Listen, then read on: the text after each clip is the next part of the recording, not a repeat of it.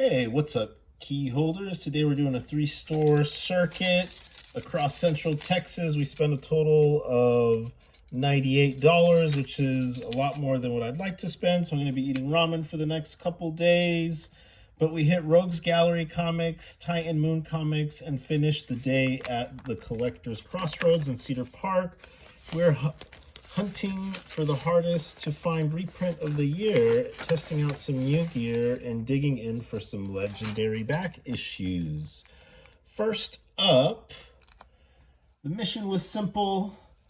Find Absolute Batman #1 10th printing. It has been nearly impossible. If you watch my other video, I wasn't too happy with the copy that I got. But it seems like all the issues here in Texas are having these little spots on them, so I don't know. I have one coming in online, but it's hard to tell on eBay if they're any better than this. And across all the stores, they're all like that, from 3 different comic book shops. So it looks like the batch that made it to Texas, it's just they're all like this, and some of these are in really good shape. They could be good contenders to send in to CGC, but I just don't know if that's gonna knock some points off. I would think so, but yeah, there's just so many of them. It's just crazy. So all my copies have that. I'm hoping one I ordered on eBay doesn't. So far I have 4 copies, but even I'm looking at the 6th and 7th printings. Those are going for $25 to $50, and they're still very hard to get. So happy to have added these to the collection. These were sold out by 2 p.m. yesterday, and this is kind of the last of what both of these stores had, and I was still luckily enough to grab them. I guess no one was really going up north for them. And what's cool is I want to try this comic capsule. I saw it there. It was $10, and it's a better way to display and protect your raw keys without going through a full slabbing process if you were to send it in to get graded. But yeah, let me know what you guys think if you use any of these. Apparently they're like UV protectant, so it's not gonna fade your cover if you do have it displayed near a window, and you can hang it on a wall if that's something you wanted to do. So yeah, I'm curious about this. That seemed pretty easy. He said that he puts everything bagged, that he doesn't just throw it in raw. So I was like, okay, that's kind of cool. Little extra protection. I figured raw would probably just look better, and then some people just do raw with the backboard. So I don't know, maybe I'll play around. Let me know what you guys do in the comments below. This is being extra stingy. All right, so yeah, let's slide it in and see. It feels a little tight, guys, but slight pressure, it's in there. I don't know. I think I would probably put this with just a backboard, but yeah, let me know what you guys think. That's the a nice frame for your comic book. $10, not bad, especially if you're traveling and stuff. This is probably the best way. If you have like a dozen of these and you just slide all your books in here, I'm sure it works really well. They do make silver and golden issues if that's something you wanted to get. But anyways, we're going to move on to the Collector's Crossroad haul. Their back issue selection is super deep. We found some incredible deals that were priced way under the current market, so I couldn't be more stoked to show you what I picked up. Starting off with volume 1 of Batman 679 and 680. As you guys know, they are doing reprints of this RIP. Currently, they did one yesterday. I didn't pick it up because I realized I had the first print, so there's no reason for me. They do have a foil, which is pretty cool, and if you're into that kind of thing, I'd recommend it. But I just love these iconic Alex Ross covers. They are absolutely my favorite. I'm adding them to my collection. If you watch my other videos with all these previous Alex Ross hauls, they are just fantastic. They are so good in their own way. And these two issues have been very hard to find, and they are super mint. Couldn't be more stoked. We got Batman doing the squirrel bomb with his cape and just squirrel diving into Gotham City. And then this one where he's kind of fighting a big group along with Robin. So yeah, pretty stoked about this. Moving on to 608, which is Detective Comics, first appearance of Anarchy.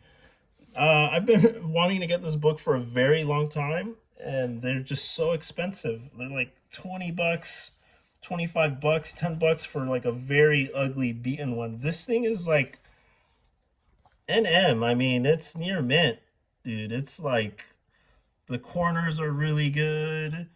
It's even the spine, there's no crinkles in it. It's insane. Like, this is easily like a $30 copy that I got for $10. Super amazing find. I feel like Crossroads, they just price their stuff and a lot of their inventory doesn't move. I saw a lot of comics there with like pricing from like 5 years ago. They're moving on to a newer barcode system. But if you go to like their older ones where they use the sticker, that's 19. Today's prices aren't yesterday's prices, so a lot of these I got some really amazing deals, just because they're 5 years old, the way they were priced. And yeah, just you don't find these kind of prices anymore. So it was a score, and they seemed pretty happy to have me and to come by and pick up some more copies. And definitely a place to check out, man. If you're looking for back issues in really good shape, they get good collections and top quality, and really highly recommend it. Moving on to issue number 3. Web of the Spider. Pick this up for $4. These go for like $25, and they had one there for $20, and they looked exactly the same. I spent a good like 10 minutes looking at both of them, trying to figure out why one was $20 and why this was $4. If you go on eBay, you're not gonna find one for under $20. It's gonna be very, very hard. This is very early on. Once this launched, the book 1 of this is going for quite a bit of money.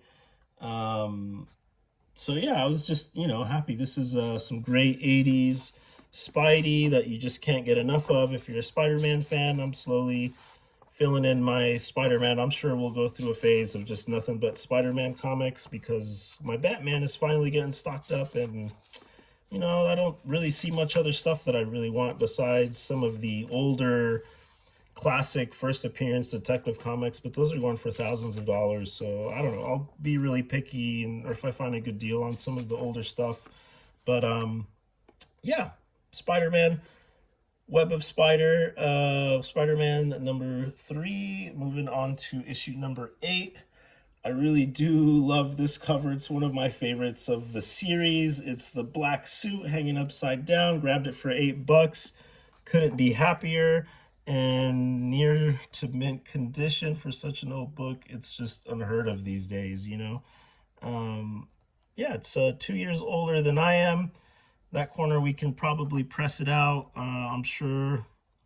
It doesn't really need a press, but except that corner, we just need to work it out a little bit. But a fantastic cover. They had a whole bunch of other ones that I just had to leave behind because I couldn't be spending more money. I'm already going to be eating ramen all week, but it's totally worth it, and you will see why towards the end of this video. Be sure to stay tuned. All right, moving on to the Alan Moore masterpiece, The Saga of the Swamp Thing, number 27. This is a big one. Ever since I started reading the Alan Moore Saga of the Swamp Thing, I just couldn't get enough of it. And this is the beginning of his story arc that started. This is an expensive book. I did pay $40 for it last year in 2025.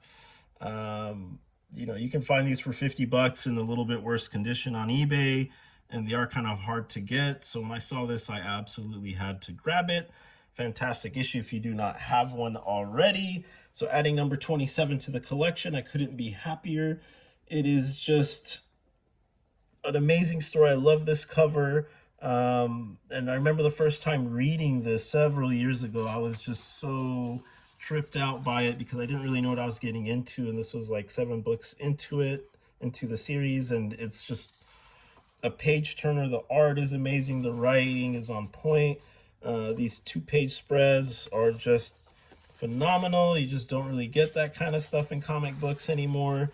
And why these keep going up in price. I mean, you know, 15 bucks for a book like this, I generally don't like to spend. But, you know, when you've been looking for something for several years and you can't find it, and if you do, it's in horrible condition and just gougingly overpriced, and you come across a copy like this, near mint, beautiful, you can't say no. You can't pass it up. 15 bucks, almost to the point where I want to send it in to get graded, and maybe get one to read if I can find one for a decent price. The spine has a couple ticks, but nothing too crazy. Doesn't need a press. But you know, it's something we probably could do if we do send it in. Let me know what you guys think I would get on the grade on this, and is it even worth sending in? And if you really do like this issue number 27, because by golly, this is one of my favorites and I couldn't be happier. Today has just been such a generational pull. Moving on to the finale of this main event of today that just totally made my day and why I like collecting comic books. And this is the Silver Surfer Volume 1, issue number 2.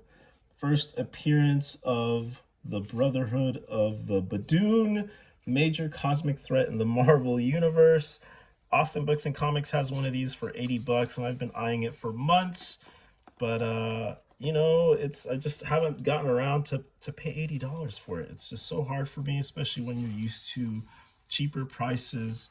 So it's just very difficult, but you know, you get a pull like this and you just so happy by it. It makes you feel so good because I could go around and flip this for $50 if I really wanted to, but I'm not going to because I'm trying to make a complete set. This is one of the OG Stanley comics that, you know, they're still affordable to get. If you wanted to get a full run, it still is possible.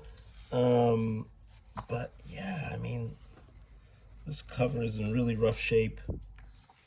And here we have issue number 3, which is the first one that I collected for $24. This issue is now going for $250 to $500. I've seen some for $200 in way worse shape than this. This cover is actually really decent. I've never pulled this out, you know, out of all the years that I've had this. First appearance of Mephisto. It's just a legendary cover, and yeah, this is another one along with a Thor that's going, you know, Thors are going for like $500 is the floor, but never opened it. It's been sealed. I've owned it for so many years, guys, and yeah, maybe one of these days, I'll once I get a couple more issues together, we'll read through them and do a review. But yeah, man, I couldn't be happier to add this to the collection. I am just so stoked. Let's check out the back of it because I don't really get to see. There's a gnarly fold there. But all in all, yeah, we got a pretty gnarly tear. And as you can see, the staples, that's how they did them in this era. So these are a little difficult to press. But yeah, guys, here it is. Silver Surfer number 2. I couldn't be any more stoked for $25. You know, you just can't beat it. Its cover is amazing, and it just feels, you know, so nice to add this to the collection. Couldn't be happier.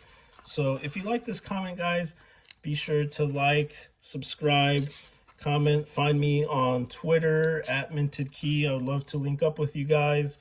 I have a Facebook Marketplace store I'm working on. I've been posting a lot of the videos, all the comic books from the videos on here. So if there's something that you see you like and you'd like to buy it, feel free to send me an offer. I'd be more than happy to discuss comic books with you on the internet. I love making new friends. So yeah, guys, be sure to check out my other videos. Keep stacking, and we will catch you on the next one. Cheers, guys.